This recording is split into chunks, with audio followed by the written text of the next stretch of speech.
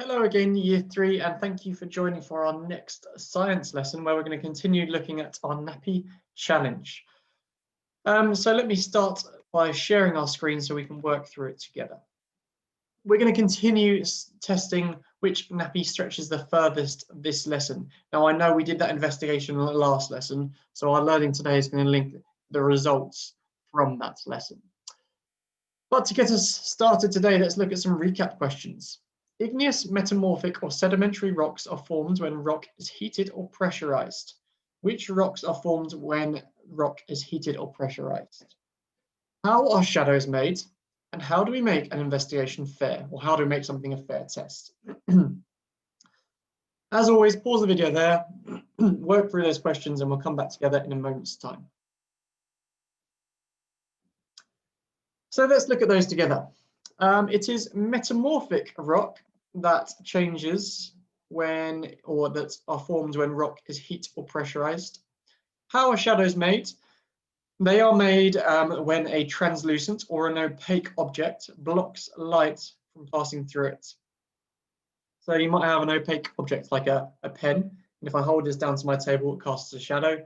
You might have a translucent object where it lets some of the light through, but it still casts a shadow, slightly dimmer shadow. And how do we make an investigation fair? Nice and simply, we change one thing and we keep everything else the same. So we're changing the nappy, but we're applying the same amount of force when we stretched it, or you're using the same way to measure it, and so on.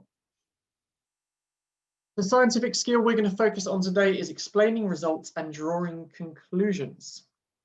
So we've done our investigation, that's why we're focusing on that today. As a starter activity, last lesson, we looked at how much each nappy stretches. How could we show those results? And some of you might have done that in the last lesson already.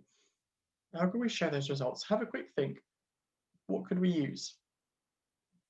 So the main ways, the first one is in a table that might look a little bit like this, where we have the type of nappy down the left-hand side and the distance stretched on the right, and you can see the comparison easily between the two. The other way is probably in a bar chart, where we might have the nappies along the bottom. So this could be nappy A, nappy B, nappy C, and how much they stretched going up the y-axis. And we can quickly see which one stretched the first. It is nappy C because it's got the tallest bar, and nappy B stretched the least, for example. So they're the main ways you might show the results. You may also use a pictogram, which is similar to a bar chart, but with pictures replacing the bars. Now, how did we make our nappy stretch investigation a fair test?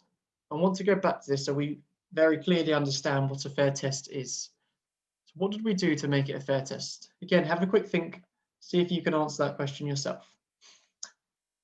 So we changed the nappy. That was the one thing we changed. We had two different types of nappies, but we kept everything else the same. So we applied the same force when we stretched both nappies. It was the same person stretching the nappy. So when I was doing that, obviously that was me. When you might have done it at home, hopefully it was you or somebody else that you were using to help you.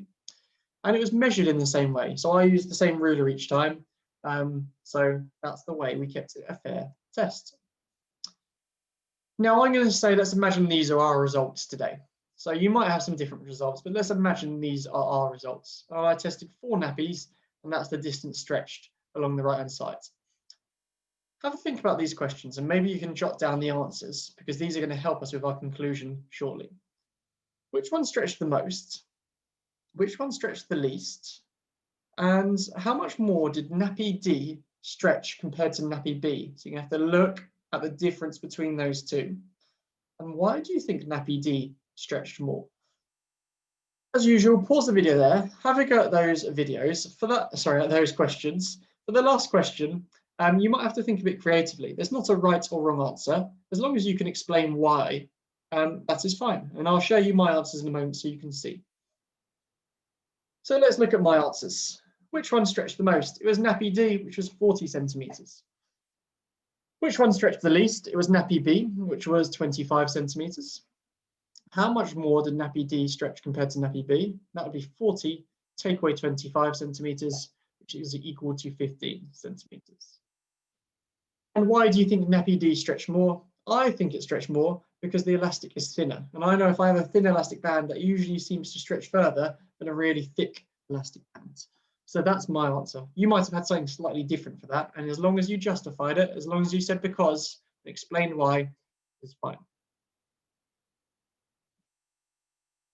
Now, for your conclusion today, you can use those same results that I've just shown you, and I've copied them up again here on the top left, or you can use your results that you got in the previous lesson. And we're going to use exactly those same questions again to help us put together a paragraph which is a conclusion for our scientific investigation. So you need to answer those questions in a paragraph of writing, and you might choose to add some more information if you wanted to as well.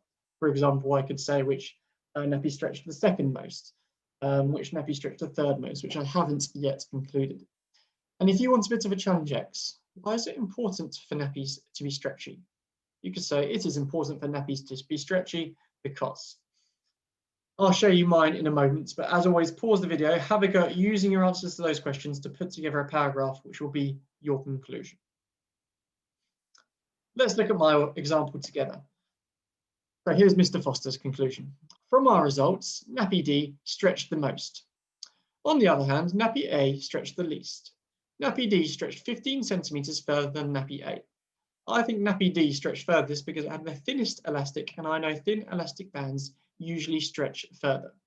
Now, I haven't included my answer for challenge X here, but it could be something along the lines of, it's important for nappies to be stretchy because all babies are slightly different sizes and it needs to be able to fit around all of their waists. Something along those lines.